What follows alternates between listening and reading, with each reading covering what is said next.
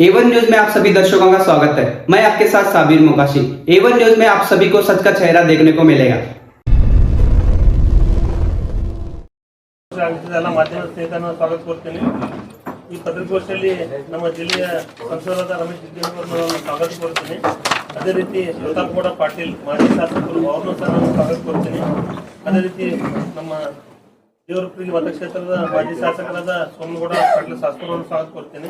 ಅದೇ ರೀತಿ ಅರುಣ್ ಶಾಪೂರ್ ಅವರನ್ನು ನಾನು ಸ್ವಾಗತ ಕೊಡ್ತೀನಿ। ಅದೇ ರೀತಿ ಬಳ್ಳಾರಿ ಹನುಮಂತಪ್ಪ ಅವ್ರನ್ನು ಮಾಜಿ ಸಂಸದ ಅವ್ರನ್ನು ನಿಗಮ ಮಂಡಳ ಅಧ್ಯಕ್ಷ ಅವ್ರನ್ನು ನಾನು ಸ್ವಾಗತ ಕೊಡ್ತೀನಿ।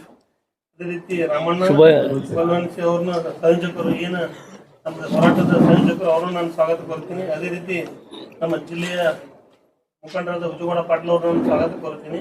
ಅದೇ ರೀತಿ ನಮ್ಮ ಗೋಪಾಲ್ ಘಟಕಂಬಳಿ ಅವರನ್ನು ನಾನು ಈ ಸಂದರ್ಭದಲ್ಲಿ ಸ್ವಾಗತ ಕೊಡ್ತೀನಿ। ಅದೇ ರೀತಿ ನಮ್ಮ ಜಿಲ್ಲೆಯ ಪ್ರಧಾನ ಕಾರ್ಯದರ್ಶಿಗಳಾದ ಈರಣ್ಣ ರಾವ್ ಅವರು ಪತ್ರಿಕಾಗೋಷ್ಠಿಗೆ ಹಾರ್ದಿಕವಾಗಿ ಸ್ವಾಗತವನ್ನು ಕೋರ್ತಾ ಸರ್, ಸನ್ಮಾನ್ಯ ಈ ರಾಜ್ಯದ ಮುಖ್ಯಮಂತ್ರಿಗಳಾಗಿರುವಂಥ ಸಿದ್ದರಾಮಯ್ಯನವರು ನಾಳೆ 7ನೇ ತಾರೀಕಿಗೆ ಬಜೆಟ್ ಮಂಡನೆ ಮಾಡಲಿದ್ದಾರೆ। ಅದಕ್ಕೆ ಪೂರ್ವಭಾವಿಯಾಗಿ ಸದನಗಳ ವಿಧಾನಮಂಡಲದ ಸತ್ಸಂಪ್ರದಾಯದ ಪ್ರಕಾರ ಸನ್ಮಾನ್ಯ ರಾಜ್ಯಪಾಲರು ಇವತ್ತು ಜಂಟಿ ಸದನವನ್ನು ಉದ್ದೇಶಿಸಿ ಭಾಷಣ ಮಾಡುತ್ತಿದ್ದಾರೆ। ಈ ಹಿನ್ನೆಲೆಯಲ್ಲಿ ಈ ರಾಜ್ಯದ ಜನರ ಒಂದಷ್ಟು ಕಳಕಳಿಯನ್ನು ತಮ್ಮೆಲ್ಲರ ಮೂಲಕ ಸರ್ಕಾರಕ್ಕೆ ತಿಳಿ ಹೇಳುವ, ಬಡಿದೆಬ್ಬಿಸುವ, ಕೇಳದೇ ಇದ್ದರೆ ವಿರೋಧ ಅನಿವಾರ್ಯ ಅನ್ನುವಂಥ ಎಚ್ಚರಿಕೆಯನ್ನು ಕೊಡುವ ಸಲುವಾಗಿ ಈ ಒಂದು ಪತ್ರಿಕಾಗೋಷ್ಠಿಯನ್ನು ಕರೆಯಲಾಗಿದೆ। ಸರ್, ಇಡೀ ಈ ದೇಶದ ಜನಸಂಖ್ಯೆ 2011ರ ಜನಗಣತಿಯ ಆಧಾರದಲ್ಲಿ ಹೇಳುವುದಾದರೆ ಜನಸಂಖ್ಯೆಯಲ್ಲಿ ಪರಿಶಿಷ್ಟ ಜಾತಿಗಳ ಜನಸಂಖ್ಯೆ 20,13,78,372 ಇಡೀ ದೇಶದ್ದಿದು, ಅಂದರೆ 16.6% ಪಾಪ್ಯುಲೇಷನ್ ಅನ್ನು 16.6%. ಪರಿಶಿಷ್ಟ ಪಂಗಡದ ಜನಸಂಖ್ಯೆ ಈ ದೇಶದ್ದು 10,42,81,034, ಅಂದರೆ ಒಟ್ಟು ದೇಶದ ಜನಸಂಖ್ಯೆ 8.6%. ಇದು 2011 ಸೆನ್ಸಸ್ ಪ್ರಕಾರ. ಇವತ್ತಿನ ಜನಸಂಖ್ಯೆಗೆ ಆಧಾರವಾಗಿ ತಗೊಂಡ್ರೆ ಬಹಳ ದೊಡ್ಡ ಪ್ರಮಾಣದಲ್ಲಿ ಈ ಜನಸಂಖ್ಯೆ ಹೆಚ್ಚಾಗಿದೆ. ಬೇರೆ ಕರ್ನಾಟಕದ ನೋಡಿದಾಗ ಪರಿಶಿಷ್ಟ ಜಾತಿಗಳ ಜನಸಂಖ್ಯೆ 1,04,74,992. 2011 ಸೆನ್ಸಸ್ ಕರ್ನಾಟಕದ ಪರಿಶಿಷ್ಟ ಜಾತಿಯ ಜನಸಂಖ್ಯೆ ಪರ್ಸೆಂಟೇಜ್ ವೈಸ್ ನ್ಯಾಷನಲ್ ಅವರೇಜ್ಗಿಂತ ಜಾಸ್ತಿ 17.15%. National average is 16.6%. ಅದೇ ರೀತಿ ಪರಿಶಿಷ್ಟ ಪಂಗಡಗಳ ಜನಸಂಖ್ಯೆ ಕರ್ನಾಟಕ ರಾಜ್ಯದಲ್ಲಿ 42,48,978, 6.95%. ಇದೆಲ್ಲವನ್ನು ಮನಗೊಂಡು ಕರ್ನಾಟಕ ರಾಜ್ಯದಲ್ಲಿ 24.1%. ವಿಶೇಷವಾಗಿ ಶೆಡ್ಯೂಲ್ ಕಾಸ್ಟ್, ಶೆಡ್ಯೂಲ್ ಟ್ರೈಬಿನ ಜನರ ಉದ್ಧಾರಕ್ಕಾಗಿ, ಅವರ ಅಭಿವೃದ್ಧಿಗಾಗಿ, ಅವರ ಶಿಕ್ಷಣಕ್ಕಾಗಿ, ಅವರ ಜೀವನ ಮಟ್ಟದ ಸುಧಾರಣೆಗಾಗಿ ಯೋಜನೆ ಮಾಡಬೇಕು ಅಂಥೇಳಿ ಹಿಂದೆ ಕರ್ನಾಟಕ ಸರ್ಕಾರದಲ್ಲಿ ಇದೇ ಸಿದ್ದರಾಮಯ್ಯನವರು ಇದ್ದಾಗ, ಅಂದರೆ ಇದು 5ನೇ ಪಂಚವಾರ್ಷಿಕ ಯೋಜನೆಯಲ್ಲಿ ಆರಂಭ ಆಗ್ತದೆ. SCPTSP ಯೋಜನೆ ಚರ್ಚೆ ಆರಂಭ ಆಗಿದ್ದು 5ನೇ ಪಂಚವಾರ್ಷಿಕ ಯೋಜನೆ ಒಳಗೆ. ಅದು ಕಾರ್ಯರೂಪಕ್ಕೆ ಬಂದು ಒಂದು ಶೆಪಿಗೆ ಬರಬೇಕಾದ್ರೆ 7ನೇ ಪಂಚವಾರ್ಷಿಕ ಯೋಜನೆ ಬೇಕಾಯ್ತು. ಅಂದರೆ 2 ಪಂಚವಾರ್ಷಿಕ ಯೋಜನೆಗಳು ಬೇಕಾದವು. ಭಾಳ ಸೂಕ್ಷ್ಮವಾಗಿ ಹೇಳ್ತಿದ್ದೀನಿ. ಸಂವಿಧಾನದ ರಚನೆಯ ಸಂದರ್ಭದೊಳಗೆ ಭಾಳ ಸ್ಪಷ್ಟವಾಗಿ ಶೆಡ್ಯೂಲ್ ಕಾಸ್ಟ್ ಮತ್ತು ಶೆಡ್ಯೂಲ್ಡ್ ಟ್ರೈಬ್ಸ್, ಶೆಡ್ಯೂಲ್ಡ್ ಇವೆರಡು ಯಾಕೆ ಮಾಡಿದ್ರು? ಯಾರು ನಮ್ಮ ಸಮಾಜದಲ್ಲಿ ತುಳಿತಕ್ಕೊಳಗಾಗ್ಯಾರ, ಯಾರು ಮೇಲೆತ್ತಬೇಕಾದಂಥ ಅಗತ್ಯತೆಯಲ್ಲಿದ್ದಾರೆ, ಅವರನ್ನು ಮೇಲೆತ್ತುವಂಥ ದೃಷ್ಟಿಯಿಂದ ಸಂವಿಧಾನದಲ್ಲೇ ಪ್ರೊವಿಷನ್ ಮಾಡಿದ್ರು schedule caste and schedule tribes. ಇವ್ರ ಉದ್ಧಾರಕ್ಕಾಗಿ 5ನೇ ಪಂಚವಾರ್ಷಿಕ ಯೋಜನೆ ಬರುವವರೆಗೂ ಕಲ್ಪನೆ ಇರಲಿಲ್ಲ ಕಾಂಗ್ರೆಸ್ನವ್ರಿಗೆ. ಸಂವಿಧಾನದ ಕರ್ತು ಬಾಬಾ ಸಾಹೇಬ್ ಅಂಬೇಡ್ಕರ್ ಸಂವಿಧಾನ ರಚನೆ ಸಂದರ್ಭದಲ್ಲಿ ಈ ಸಮುದಾಯಗಳಿಗೆ ವಿಶೇಷ ಒತ್ತು ಕೊಡಬೇಕು ಅಂತೇಳಿ ಶೆಡ್ಯೂಲ್ ಮಾಡಿಸಿದ್ರು ಕೂಡ 5ನೇ ಪಂಚವಾರ್ಷಿಕ ಯೋಜನೆ ಬರುವವರೆಗೂ ಚರ್ಚೆನೇ ಆಗಲಿಲ್ಲ. 7ನೇ ಪಂಚವಾರ್ಷಿಕ ಯೋಜನೆ ಬರುವವರೆಗೂ SCP TSP ಆಗಲಿಲ್ಲ. ಬಹಳ ದೊಡ್ಡದಾಗಿ ಸಿದ್ದರಾಮಯ್ಯನವ್ರು ಹೇಳಿದ್ರು, ಹಿಂದೆ ನನಗೆ ಮುಖ್ಯಮಂತ್ರಿ ಆಗಿರೋ ಸಂದರ್ಭದೊಳಗೆ SCP TSPಗೆ ಒಂದು ಕಾಯ್ದೆ ತಂದಿದ್ದೀನಿ ಅಂತ. ಇರೋ SCP TSP ಯೋಜನೆಗಳಿಗೆ ಒಂದು ಕಾಯ್ದೆ ರೂಪಿಸುವಂತ ಕೆಲಸ ಮಾಡಿದ್ರು. ಅದ್ರ ಬಗ್ಗೆ ನಾವು ಬಹಳ ದೊಡ್ಡದಾಗಿ ಮಾಡಿದ್ದೀನಿ ಅಂತ ಜಂಬ ಕಚ್ಕೊಳ್ಳುವಂತ ಅಗತ್ಯ ಅದಂತ ನಾ ಏನು ಭಾವಿಸೋದಿಲ್ಲ. ಆದ್ರೆ ಬಹಳ ಸ್ಪಷ್ಟವಾಗಿ ಸರ್, ಆ ರೀತಿ ಕಾಯ್ದೆ ಮಾಡಿರುವಂತ ವ್ಯಕ್ತಿ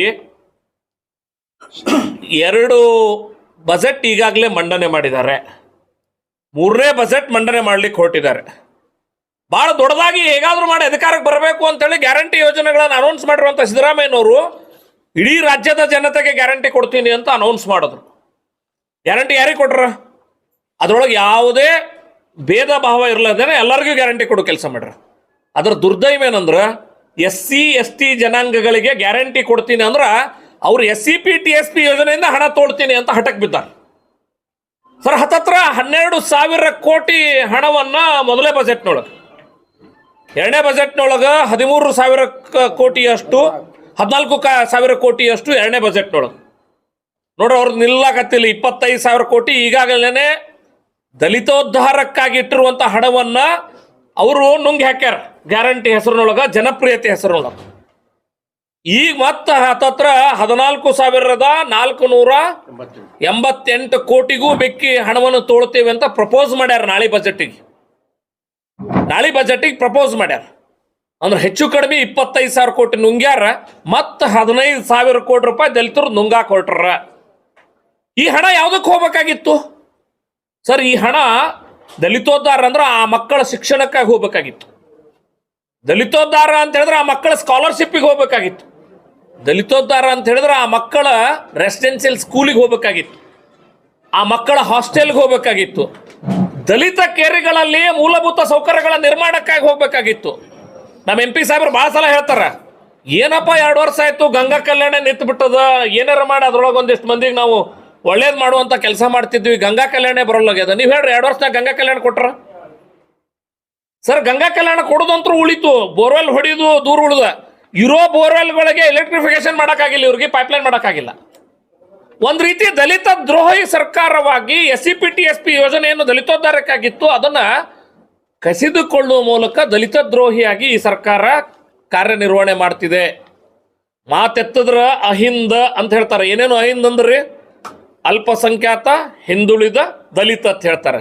ಆದ್ರೆ ಅವರು ಈಗ ಹೆಂಗಾಗ್ಯದ ಸಿದ್ದರಾಮಯ್ಯನವ್ರ ಪರಿಸ್ಥಿತಿ ಅಂತ ಹೇಳಿದ್ರೆ, ಅವ್ರು ಮಾಡಬಾರದ ಹಗರಣಗಳಲ್ಲಿ ಸಿಕ್ಕಾಕೊಂಡು ಎಲ್ಲೋ ಒಂದು ಕಡೆ ಮಾನಸಿಕವಾಗಿ ಜನಪ್ರಿಯತೆ ಕುಸಿದ ಅನ್ನೋ ಆತಂಕದೊಳಗೆ, ಗ್ಯಾರಂಟಿ ಮೂಲಕನೇ ನಾನು ಜನಪ್ರಿಯತೆ ಹೆಚ್ಚಾಗ್ತದೆ ಅನ್ನೋಂಥ ಧಾವಂತದೊಳಗೆ ಅವರು ಮೂಲಭೂತ ಸೌಕರ್ಯಗಳು ಯಾರಿಗೆ ಕೊಡಬೇಕಾಗಿದ್ದ ಅನ್ಯಾಯ ಮಾಡತ್ತಾರ ಸರ್. ನೇರವಾಗಿ ದಲಿತರಿಗೆ ಕೊಡಬೇಕಾಗಿರುವಂಥದ್ರಲ್ಲಿ ಅನ್ಯಾಯ ಮಾಡ್ತಿದ್ದಾರೆ.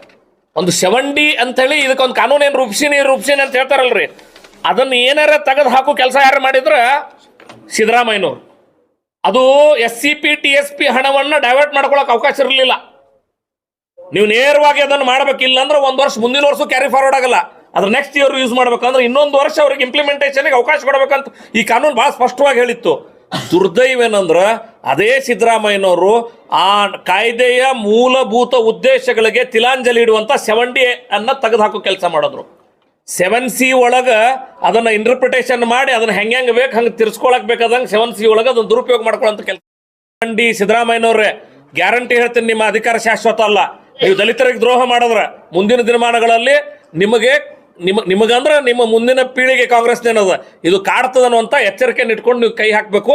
ಯಾವುದೇ ಕಾರಣಕ್ಕೂ ನಾಳೆ ಮಂಡಿಸಲಿರುವಂಥ 7ನೇ ತಾರೀಕಿಗೆ ಮಂಡಿಸಲಿರುವಂಥ ಬಜೆಟ್ನೊಳಗೆ ದಲಿತರ ಹಣಕ್ಕೆ ಕೈ ಹಾಕಿದ್ರೆ ಜನಾಂದೋಲನ, ದಲಿತಾಂದೋಲನ ಅನಿವಾರ್ಯ ಆಗಲಿದೆ ಅನ್ನುವಂಥ ಎಚ್ಚರಿಕೆಯನ್ನು ನಾವು ಸರ್ಕಾರಕ್ಕೆ ಕೊಡೋಕ್ಕೆ ಇಚ್ಛೆ ಪಡ್ತೇವೆ. ಇವತ್ತು ಹಿಂದೆ 2 ಬಾರಿ ಆದಾಗ್ಲೂ ಕೂಡ ನಾವು ಹೋರಾಟವನ್ನು ಮಾಡಿದ್ದೀವಿ. ಸ್ವತಃ ನಿನ್ನೆ ಹಲವಾರು ದಲಿತ ಸಂಘಟನೆಗಳು 70ಕ್ಕಿಂತ ಹೆಚ್ಚು ಅಲ್ವಾ ಅಣ್ಣತಪ್ಪರವರು 70ಕ್ಕಿಂತ ಹೆಚ್ಚು ದಲಿತ ಸಂಘಟನೆಯವರು ದುಂಡು ಮೇಜಿನ ಸಭೆ ಮಾಡ್ಯಾರ ಬೆಂಗಳೂರಿನೊಳಗೆ. ದುಂಡು ಮೇಜಿನ ಸಭೆ ಮಾಡಿ ನಾವು ಆಂದೋಲನ ಮಾಡ್ತೀವಿ, ಸರ್ಕಾರ ಕಿತ್ತೊಗೆವರೆಗೂ ನಿಲ್ಸಲ್ಲ ಅಂತ ಹೇಳ್ಯಾರ. ಆ ಆಂದೋಲನಕ್ಕೆ ನಾವು ಬೆಂಬಲ ವ್ಯಕ್ತಪಡಿಸ್ತೀವಿ. ಫಸ್ಟ್ ನಾವು ಜೊತೆಗೆ ನಿಲ್ತೇವೆ. ಖಂಡಿತವಾಗಿಯೂ ಸಿದ್ದರಾಮಯ್ಯನವರ ದಯವಿಟ್ಟು ನಾಳೆ ಬಜೆಟ್ನೊಳಗೆ ಅದು ಹಿಂತಕೊಳ್ಳೋ ಕೆಲಸ ಮಾಡಬೇಡ್ರಿ. ಅಕಸ್ಮಾತ್ ಏನಾದರೂ ದಲಿತರ ಹಣಕ್ಕೆ ನೀವು ಕೈ ಹಾಕಿದ್ದಾದ್ರೆ ಖಂಡಿತ ಆ ಶಾಪದಲ್ಲಿ ನಿಮ್ಮ ಸರ್ಕಾರ ಮುಳುಗ್ತದೆ ಅನ್ನುವಂಥ ಎಚ್ಚರಿಕೆಯನ್ನು ಕೊಡ್ತೇವೆ. ಜನಾಂದೋಲನ ಮಾಡ್ತೇವೆ ಅನ್ನುವಂಥ ಎಚ್ಚರಿಕೆಯನ್ನು ಕೂಡ ಈ ಸಂದರ್ಭದಲ್ಲಿ ಕೊಡ್ತೇವೆ. ಈ ಒಂದು SCP TSP ಬಗ್ಗೆ ಮೊನ್ನೆ ಭಾಳ ದೊಡ್ಡ ಚರ್ಚೆ ಶುರು ಆಯಿತು. ಚರ್ಚೆ ಶುರು ಆಗಿರುವಂಥ ಸಂದರ್ಭದಲ್ಲಿ ನಿಮ್ಮೆಲ್ಲರೂ ಗೊತ್ತಿರಲಿ, ಈ ಹಣದ ದುರ್ಬಳಕೆ ಮಾಡಬಾರ್ದು ಅಂದಾಗ ಎಮ್ಮೆ ಚರ್ಮದ ದಲಿತ ದ್ರೋಹಿ ಸರ್ಕಾರದ ವಿರುದ್ಧ ಜನಾಂದೋಲನ ಅಂತ ಒಬ್ರು ಪ್ರಸ್ತಾವನೆ ಇಟ್ಟರು. ಪಾಪ ಒಬ್ರು ಇನ್ನೊಬ್ರು ಬಂದು ಏನು ಹೇಳಿದ್ರು, ಸರ್ ಎಮ್ಮೆಗೆ ಯಾಕೆ ಅಪಮಾನ ಮಾಡ್ತೀರಿ ಅಂತ. ಈ ಸರ್ಕಾರವನ್ನು ದಯವಿಟ್ಟು ನೀವು ಎಮ್ಮೆಗೆ ಹೋಲಿಸ್ಬೇಡ್ರಿ. ಎಮ್ಮೆ ಚರ್ಮದ ಸರ್ಕಾರ ಅಂತ ಹೇಳಿದ್ರೆ ಎಮ್ಮೆಗೂ ಅಪಮಾನ ಆಗುತ್ತೆ. ಆ ರೀತಿ ದಪ್ಪ ಚರ್ಮದ ಸರ್ಕಾರ ಇದು, ಅದಕ್ಕೇನು ಬೇರೆ ಹೇಳಿಕ್ಕೆ ಅವಕಾಶ ಇಲ್ಲ. ಇನ್ನು ಮೇಲೆ ಎಮ್ಮೆ ಚರ್ಮ ಅಂತೇಳಿ ದಪ್ಪ ಚರ್ಮಕ್ಕೆ ಹೇಳೋ ಬದಲಿಗೆ ಕಾಂಗ್ರೆಸ್ ಚರ್ಮದ ಸರ್ಕಾರ, ಕಾಂಗ್ರೆಸ್ ಸರ್ಕಾರ ಅಂತ ಹೇಳಬೇಕಾಗ್ತದೆ ಅನ್ನುವಂಥ ಉಪಮೆಯನ್ನು ಹೇಳುವಂಥ ಕೆಲಸ ಮಾಡಿದ್ರು. ಆ ರೀತಿ ಜನರಿಗೆ ಒಂದು ಬೇಸರ ತರಿಸಿರುವಂಥ ಕೆಲಸ ಮಾಡ್ತಿದೆ. ನಿಜವಾಗ್ಲೂ ನಿಮ್ಮ ಬದ್ಧತೆ ಇದ್ರೆ ಜೀವನ ಪೂರ್ತಿ ಮುಖ್ಯಮಂತ್ರಿ ಆಗಬೇಕು ಅನ್ನೋ ಆಸೆ ಇರ್ತದೆ, ನಮ್ಗೆ ಅರ್ಥ ಆಗ್ತದೆ. ನೀವು ಒಂದ್ಸಲ ಅಲ್ಲ 2 ಸಲ ಮುಖ್ಯಮಂತ್ರಿ ಆಗಿ ಯಾಕೆ ಬೇಕು ಈ ವಯಸ್ಸಿನೊಳಗೆ ಈ ರೀತಿ ಕೆಟ್ಟ ಕೆಲಸ ನಿಮಗೆ ಅನ್ನುವಂಥ ಕಿವಿಮಾತನ್ನು ಹೇಳ್ತೀನಿ. ದಯವಿಟ್ಟು ಯಾವುದೇ ಕಾರಣಕ್ಕೂ ಉಳಿದೆಲ್ಲ ವರ್ಗಗಳಿಗೆ ಹೆಂಗೆ ನೀವು ಸರ್ಕಾರದ ಅನುದಾನದಲ್ಲೇ ನೀವು ಗ್ಯಾರಂಟಿ ಕೊಡ್ತಿದ್ದೀರಿ, ದಲಿತರಿಗೆ ಯಾಕೆ ಅವ್ರ ಅನುದಾನದಲ್ಲಿ ಕೈ ಹಾಕ್ತೀರಿ? ಅದು ದಲಿತೋದ್ಧಾರಕ್ಕಾಗಿ ಮೀಸಲಿರಲಿ, ಗ್ಯಾರಂಟಿಯನ್ನು ಬೇರೆಯವ್ರ ರೀತಿಯೊಳಗೆ ಇವ್ರಿಗೂ ಕೂಡ ಕೊಡಿ ಅನ್ನುವಂಥ ಮಾತನ್ನು ಈ ಸಂದರ್ಭದಲ್ಲಿ ಹೇಳ್ತೇನೆ. ಇವತ್ತು ನಾವೆಲ್ಲ ಯಾಕೆ ಸೇರಿದ್ರು ಬಹಳ ಚೆನ್ನಾಗಿ ಸ್ನೇಹಿತ ಅರುಣ್ ಶಾಪೂರ್ ಅವರು ಹೇಳಿದ್ದಾರೆ. ಇವರೆಲ್ಲರೂ ಕೂಡ ಇವತ್ತು ಬಂದಿರತಕ್ಕಂಥದ್ದು ರಾಜ್ಯದ ಪಕ್ಷದ ನಿರ್ದೇಶನ ಪ್ರಕಾರ ರಾಜ್ಯದಲ್ಲಿ ಈ ಒಂದು ವಿಷಯಕ್ಕೆ ಸಂಬಂಧಪಟ್ಟಂತೆ 14 ಸಮಿತಿಗಳನ್ನು ಮಾಡಿ ಬೇರೆ ಬೇರೆ ಜಿಲ್ಲೆಗಳಿಗೆ ಕಳಿಸ್ತಕ್ಕಂಥ ಪ್ರಯಾಸ ನಮ್ಮ ಭಾರತೀಯ ಜನತಾ ಪಕ್ಷ ಮಾಡ್ಯದ ಅಂಥೇಳಿ ಈ ಸಂದರ್ಭದಾಗ ನಾನು ಹೇಳಿ, ಈಗ ಅರುಣ್ ಶಾಪೂರ್ನವರು ಭಾಳ ಚೆನ್ನಾಗಿ ಹೇಳ್ಯಾರ. ಸಿದ್ದರಾಮಣ್ಣವರು ಯಾಕೆ ಹಿಂಗೆ ಮಾಡ್ಲಕತ್ತಾರೋ ಏನು ನಮಗಂತೂ ಏನೂ ಅನ್ನಿಸ್ತಾ ಇಲ್ಲ. ಆದ್ರೆ ನೋಡ್ರಿ ಅವ್ರು ಎಷ್ಟು ಕೆಟ್ಟದಾರ ಅಂದ್ರೆ, ಇದೇ ರೀತಿ ಇರ್ತಕ್ಕಂಥ ಅಲ್ಪಸಂಖ್ಯಾತರ ಒಂದು ಕಮಿಟಿ ಇದೆ, ಅದು ಅಲ್ಪಸಂಖ್ಯಾತರ ಕಮಿಟಿ ಇದೆ. ನಿನಗೆ ತಾಕತ್ತಿದ್ರೆ ಅದಕ್ಕೆ ಮುಟ್ಬೇಕಪ್ಪ. ನಿಮಗೆ ಸೋನಿಯಾ ಗಾಂಧಿ ತಲೆ ಮೇಲೆ ಇಕ್ತಿದ್ರು, ಅವಕ್ಕೆ ಯಾಕೆ ಮುಟ್ಲಿಲ್ಲಪ್ಪ? ಹೋಗಿ ಇವ್ರು ದಲಿತರೇನು ಇವರು ಏನಕ್ಕೆ ತಿಳ್ಕೊಂಡಿದ್ದೀನಿ ನೀನು? ಅದಕ್ಕೆ ಯಾಕೆ ಮುಟ್ಲಿಲ್ಲ? ಮುಟ್ಟಬೇಕಾಗಿತ್ತು ನೀನು.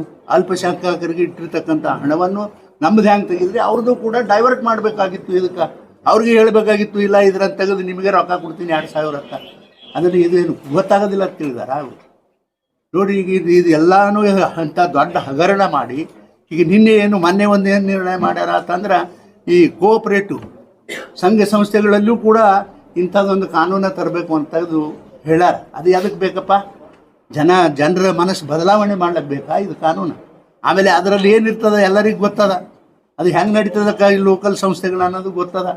ಆದರೆ ಸಿದ್ದರಾಮಣ್ಣ ಅವರೇ, ನೀವು ನಿಜವಾಗಿ ದಲಿತರ ಮೇಲೆ ನಿಮಗೆ ಅಭಿಮಾನ ಇದೆ, ದಲಿತ ಸಮುದಾಯದ ಮತಗಳನ್ನು 20-50 ವರ್ಷಗಳಿಂದ ಮತದಾನ ಬ್ಯಾಂಕ್ ಅಂತ ಹೇಳಿ ಮಾಡ್ಕೊಂಡು ಬಂದಿರಿ. ನಿಮಗೆ ನಿಜವಾಗಿ ಅವ್ರ ಮೇಲೆ ನಿಮಗೆ ಅಭಿಮಾನ ಇದ್ದಿದ್ರೆ ಈಗ ಏನು ಹಣ ಒಂದು 25,000 29,000 ಹಣವನ್ನು ಡೈವರ್ಟ್ ಮಾಡಿರಿ, SCPT ಹಣವನ್ನು, ಅದನ್ನು ಪುನಃ ಸರಿಪಡಿಸಿ ಮುಂದೆ ಏನು ಮಾಡ್ತೀರಿ ನೀವು ಮಾಡಿ. ಅಲ್ಲಿ ಮಾತ್ರ ನಾವು ಮಾತ್ರ ಬಿಡಂಗಿಲ್ಲ. ಈಗ ಅವ್ರು ಹೇಳಿದ್ರಲ್ಲ, ಎಲ್ಲ ರಾಜ್ಯದಲ್ಲಿರ್ತಕ್ಕಂಥ ಎಲ್ಲ ಸಂಘಟನೆಗಳು ಭಾರತೀಯ ಜನತಾ ಪಕ್ಷಕ್ಕೆ ನಾವು ಸಹಕಾರ ಮಾಡ್ತೇವೆ ಈ ಒಂದು ವಿಷಯದಾಗ ಅಂತ ಹೇಳ್ಯಾರ. ಅದಕ್ಕೆ ನಾವೊಂದು ಪ್ರಶ್ನೆ ಕೇಳ್ತೀನಿ ನಮ್ಮ ಜನರಿಗೆ. ಈ ಕ್ಯಾಬಿನೆಟ್ನಲ್ಲಿ ಸಮುದಾಯಕ್ಕೆ ಸೇರಿರ್ತಕ್ಕಂಥ ಮುನಿಯಪ್ಪನವರು ಅದಾರ, ಇದೇ ಸಮುದಾಯಕ್ಕೆ ಸೇರಿರ್ತಕ್ಕಂಥ ಡಾಕ್ಟರ್ ಪರಮೇಶ್ವರ್ ಅವರು ಅದಾರ, ಇದೇ ಸಮುದಾಯಕ್ಕೆ ಸೇರಿರ್ತಕ್ಕಂಥ ಒಬ್ಬ ದಲಿತ ಮಂತ್ರಿ ಅದಾರ. ಇದು ಕ್ಯಾಬಿನೆಟ್ನೇ ನಿರ್ಣಯ ಮಾಡಂದ್ರೆ ಕಲ್ಲು ಹಾಕ್ಕೊಂಡಿದ್ರಿ ಇನ್ನು ಬಾಯಾಗ ಸುಮ್ಮನೆ ಕೂತ್ರಿಲ್ಲ. ಯಾಕೆ ಸುಮ್ಮನೆ ಕೂತ್ರಿ? ಯಾಕೆ ಸುಮ್ಮನೆ ಕೂತ್ರಿ ಅಂತಕ್ಕಂಥ ಪ್ರಶ್ನೆ ನಾನು ಕೇಳ್ತೀನಿ. ನಿಮಗೇನು ಬೇಕಾಗಿದ್ದಿಲ್ಲ? ದಲಿತರು ಉದ್ಧಾರ ಬೇಡ? ನೋಡ್ರಿ, ಇಂಥದೇ ಒಂದು ಸಂದರ್ಭ ನಾನು ಸಮಾಜ ಕಲ್ಯಾಣ ಮಂತ್ರಿ ಇದ್ದಾಗ, ಇಂಥದೇ ಒಂದು ಸಮಯ ಕ್ಯಾಬಿನೆಟ್ನಲ್ಲಿ ಬಂದಾಗ, ಇವತ್ತು ಗಂಗಾ ಕಲ್ಯಾಣ ಅಂತ ಏನು ಒಂದು ಯೋಜನೆ, ಯಾರಿಗೆ ಜಮೀನದ ಅವರಿಗೆ ಬೋರ್ ಹಾಕ್ಕೊಡೋದು, ಯಾವ ದಲಿತರಿಗೆ ಜಮೀನಿಲ್ಲ ಅವರಿಗೆ ಜಮೀನು ಪರಿಚಯ ಮಾಡಿಕೊಡೋದು, ಇಂಥ ಒಂದು ಕಾನೂನವನ್ನು ತರ್ತಕ್ಕಂಥ ಪ್ರಯಾಸ ಹಿಂದಿನ ಸರ್ಕಾರ ಮಾಡ್ತು. ಆದರೆ ನಾನು ಅವು ಸುಮ್ಮನೆ ಮನ್ಕೊಂಡು ಬಾಯ ಕಲ್ಲು ಇಟ್ಕೊಂಡು ಸುಮ್ಮನೆ ಕೂತಿದ್ರೆ ಇವತ್ತು ಗಂಗಾ ಕಲ್ಯಾಣ ಆಗ್ತಿತ್ತಾ, ಅಥವಾ ಏನು ಮೊರಾರ್ಜಿ ದೇಸಾಯಿ ಶಾಲೆ ಆಗ್ತಿತ್ತಾ, ಅಥವಾ ಹಾಸ್ಟೆಲ್ಗಳು ಆಗ್ತಿದ್ವಾ, ನಮ್ಮ ಮಕ್ಕಳಿಗೆ ಅನುಕೂಲ ಆಗ್ತಿತ್ತಾ? ಅದೇ ಹಣದಿಂದ ಹೆಚ್ಚಿನ ದರ್ಜೆಗೆ ಓದಲಿಕ್ಕೆ ಹೋಗ್ತಕ್ಕಂಥ ಮಕ್ಕಳಿಗೆ ಸರ್ಕಾರ ಇದೇ ಹಣದಲ್ಲಿ ಸಹಾಯ ಮಾಡ್ತಕ್ಕಂಥ ಕೆಲಸ ಮಾಡ್ತಿತ್ತು. ಇಷ್ಟೆಲ್ಲ ಅನ್ಯಾಯ ಮಾಡಿರಿ. ನೀವು ಮತ್ತೆ ಹೇಳ್ತೀರಿ ಇದು ಅಹಿಂದ ನಾಯಕರು ಅಂತ ಹೇಳ್ತೀರಿ. ನಿಮಗೇನು ಶರ್ಮ ಬರೋದಿಲ್ಲ? ಹೇಳಿ ನೋಡೋಣ, ಹೆಂಗೆ ದಲಿತ ನಾಯಕರಿ ನೀವು? ಹೆಂಗೆ ನೀವು ಹಿಂದುಳಿದ ನಾಯಕರಾಗಿ ಹೊಂಟಿರಿ? ನಿಮಗೆ ಯಾವ ರೀತಿ ಕರಿಬೇಕು ನಮಗೆ ಅರ್ಥ ಆಗಲ್ಲ. ಅದಕ್ಕಾಗಿ ಇದನ್ನು ಎಲ್ಲವನ್ನ ಸರಿಪಡಿಸಿದ್ರೆ ಬೇಷದ. ನೋಡ್ರಿ, ಖರ್ಗೆ ಸಾಹೇಬರು ಈ ದೇಶದ ಒಬ್ಬ ಮಂತ್ರಿ, ಅವ್ರು ಇವರು ಪಕ್ಷದ ಅಧ್ಯಕ್ಷರು. ನೀವೇರೆ ಬುದ್ಧಿ ಹೇಳ್ಬೇಕಾಗಿತ್ತು ಈ ಸಣ್ಣ ಹುಡುಗರಿಗೆ ಎಲ್ಲರಿಗೆ. ನೀವು ಹಿರಿಯ ಮನುಷ್ಯರಾಗಿ ನೀವು ಸುಮ್ಮ ಕೂತ್ರಪ್ಪ. ನೋಡ್ರಿ, ನಾವು ಏನು ತಿಳ್ಕೊಂಡಿದ್ದೇವೆ, ದಲಿತರು ಬಾಬಾ ಸಾಹೇಬ್ ಅಂಬೇಡ್ಕರ್ ಅವ್ರಿಗೆ ಅಷ್ಟೇ ಇವ್ರು ಅನ್ಯಾಯ ಮಾಡ್ಯಾರ ಅಂತ ನಾ ತಿಳ್ಕೊಂಡಿದ್ದ, ನಮ್ಮ ಸಮಾಜ ತಿಳ್ಕೊಂಡಿತ್ತು. ಇವತ್ತಿನ ದಿನಮಾನದಾಗ ಖರ್ಗೆರವ್ರಿಗೂ ಕೂಡ ಕಾಂಗ್ರೆಸ್ಸು ಅವಮಾನ ಮಾಡತಕ್ಕಂಥ ಪ್ರಯಾಸ ಮಾಡೋದು. ಮೊನ್ನೆ ಕೇರಳದಲ್ಲಿ ಅವ್ರ ಮಗಳು ನಾಮಿನೇಷನ್ ಕೊಡ್ಲಕ್ಕೆ ಹೋದಾಗ 5 ಜನ ಆ ಚುನಾವಣೆ ಕಚೇರಿನಲ್ಲಿ ಹೋಗಬೇಕು ಅಂತ ಇರ್ತದೆ. ಆದರೆ ಅವ್ರೇನು ಮಾಡಿದ್ರು, ತನ್ನ 2 ಮಕ್ಕಳು, ತಾನು 3 ಮಂದಿ, ತಮ್ಮ ಅಣ್ಣ ಮತ್ತು ತಾಯಿ 5 ಮಂದಿ ಮಾತ್ರ ಆಫೀಸಲ್ಲಿ ಹೋದ್ರು ಒಳಗಡೆ ನಾಮಿನೇಷನ್ ಕೊಡ್ಲಾಕ. ಪಾಪ ನಮ್ಮ ಖರ್ಗೆರವರು ಹೊರಗೆ ನಿಂತು ಸಣ್ಣ ಹುಡುಗರಿಗೆ ಕಿಟಕಿನಲ್ಲಿ ಗೋಣ್ ಹಾಕಿ ನೋಡ್ತಿದ್ರು. ಇದು ನಮ್ಮ ದಲಿತರಿಗೆ ಕೊಟ್ಟಿರ್ತಕ್ಕಂಥ ಅನ್ಯಾಯ ಅಲ್ಲ. ಯಾಕೆ ವಿಚಾರ ಮಾಡೋದಿಲ್ಲ ನಮ್ಮ ದಲಿತರು ಇಂಥ ಅನ್ಯಾಯ ಆದರು? ಬರೀ ಬಾಬಾ ಸಾಹೇಬ್ ಅಂಬೇಡ್ಕರ್ಗೆ ಏನೋ ಒಂದು ಶಬ್ದ ಅಂದರು ಅನ್ನೋ ಕಾರಣಕ್ಕೆ ಇಡೀ ದೇಶದ ತುಂಬ ನೀವು ಮೆರವಣಿಗೆ ಮಾಡಿದ್ರಪ್ಪ. ಇವತ್ತೇನಾಗ್ಯದ ನಿಮ್ಗೆ? ಖರ್ಗೆರವ್ರಿಗೆ ಇಂಥ ಒಂದು ಅನ್ಯಾಯ ಮಾಡ್ಯಾರ ಕಾಂಗ್ರೆಸ್ನವರು. ನೀವು ಯಾಕೆ ನಮ್ಮ ದಲಿತರೆಲ್ಲ ಸುಮ್ಮ ಕೂತೀರಿ ಅಂತಕ್ಕಂಥ ಪ್ರಶ್ನೆ ನಮ್ಮ ಜನರಿಗೂ ನಾನು ಮಾಡ್ತೀನಿ ಅಂತಕ್ಕಂಥ ಮಾತವನ್ನು ಭಾಳ ಸ್ಪಷ್ಟವಾಗಿ ನಾನು ಹೇಳಿ, ಮುಂದಿನ ದಿನಮಾನಗಳಲ್ಲಿ ಇದೆಲ್ಲವೂ ಸಿದ್ದರಾಮಣ್ಣ ಸರಿಪಡಿಸದೇ ಇದ್ರ ಉತ್ತರ, ದಕ್ಷಿಣ, ಪೂರ್ವ, ಪಶ್ಚಿಮ ತನಕನೂ ವಿರುದ್ಧ, ಈ ಸರ್ಕಾರದ ವಿರುದ್ಧ ದಲಿತರ ಒಂದು ಚಾಲನೆ, ದಲಿತ ಸಂಘಟನೆಗಳು ಬಹಳ ದೊಡ್ಡ ಪ್ರಮಾಣದಲ್ಲಿ ಆಂದೋಲನವನ್ನ ಮಾಡ್ತಕ್ಕಂಥ ಪ್ರಯಾಸ ಮಾಡ್ತದ ಅನ್ನತಕ್ಕಂಥ ಎಚ್ಚರಿಕೆಯ ಮಾತವನ್ನ ಈ ಸರ್ಕಾರಕ್ಕೆ ನಾನು ಹೇಳಲಿಕ್ಕೆ ಬಯಸ್ತೀನಿ.